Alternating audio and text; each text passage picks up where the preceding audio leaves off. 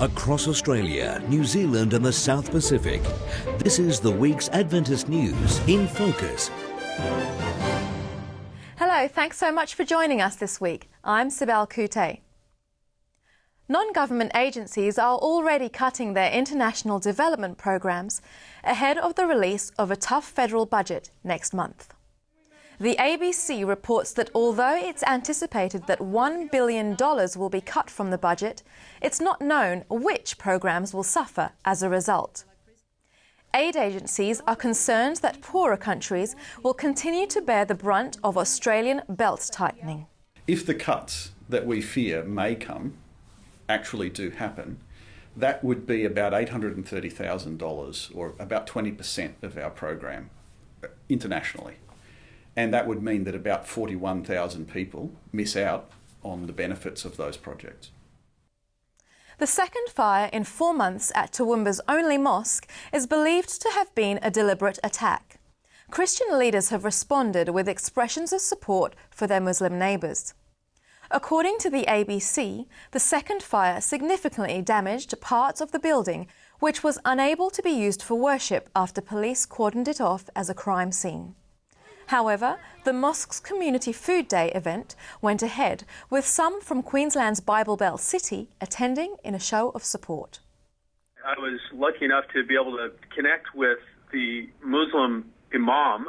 He was quite surprised, but quite pleased and appreciative of just to get an olive branch, I suppose, from the Christian community. I had a couple of our members express their interest in assisting them in getting back on their feet as a congregation. In a nation where healthcare is a source of much political wrangling, the provision of free medical care to more than 6,000 people in just 3 days is good news. More than 1,700 volunteer doctors, dentists and other medical professionals set up a massive clinic in a sports stadium in San Antonio, Texas, tagged "Your Best Pathway to Health." I feel great that there's an opportunity for folks to benefit from the free health care that's being provided today, but I am also worried about what their options are if this event weren't actually happening here today. Would they have access to preventative care? Would they have access to a clinic? So I think that's something we as a community need to think about. The mega clinic was coordinated by Adventist Layman Services and Industries in partnership with the Central Texas Medical Center, one of more than 70 Adventist health facilities around the United States.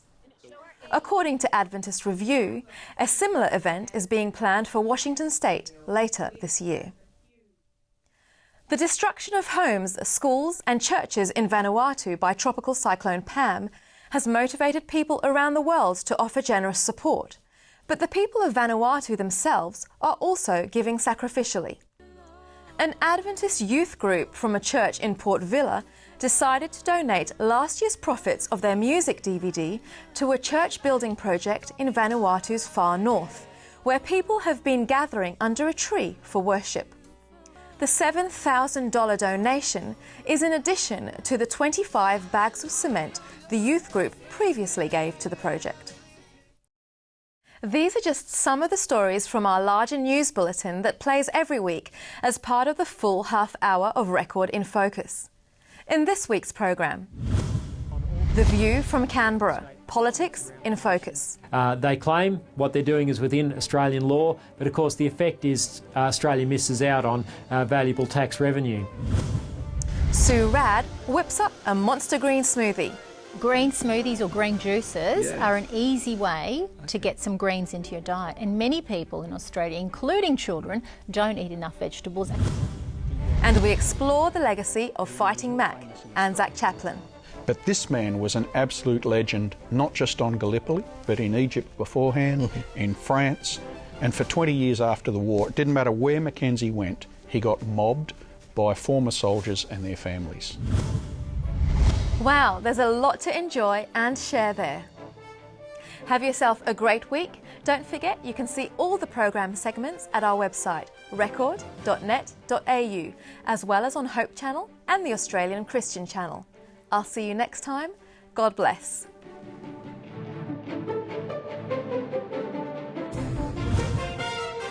Australia.